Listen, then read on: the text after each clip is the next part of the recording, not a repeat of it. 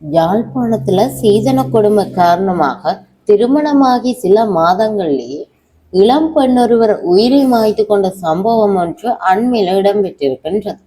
இந்த சம்பவம் பெண்ணியவாதிகளை மட்டுமன்றி அனைவரையுமே அதிர்ச்சியில ஆழ்த்தி இருக்கின்றது. யாழ்ப்பாணம் நாவாந்துர பகுதியைச் சேர்ந்த 19 வயதுடைய ஜென்சி என்ற இளம் பெண்ணை சீதன கொடுமை காரணமாக உயிரை மாய்த்து கொண்டுள்ளார்.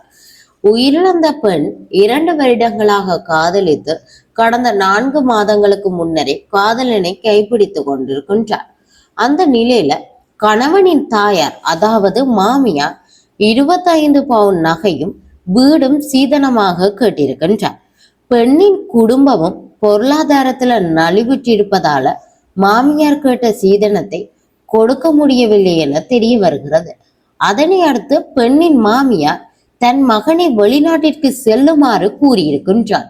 இப்போதுதானே திருமணம் செய்து கொண்டோம், ஏன் அவசரமாக வெளிநாடு செல்ல நினைக்கிறீர்கள் என மனைவி கணவனிடம் கேட்டிருக்கின்றார்.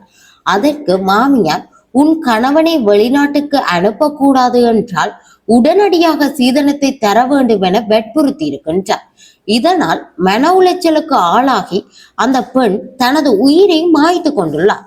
இன்று பெண்கள் பிரச்சனைகளை பேசுவதற்கும் உதவிகளை புரிவதற்கும் பல்வேறு ஏற்பாடுகள் காணப்படுகின்றன. அவ்வாறு இருக்கும் போது தற்கொலை அல்லது வேறு வழிகளில் உயிரை மாய்த்து கொள்வது ஏற்றுக்கொள்ள முடியாத ஒன்றாகவே அமைகின்றது.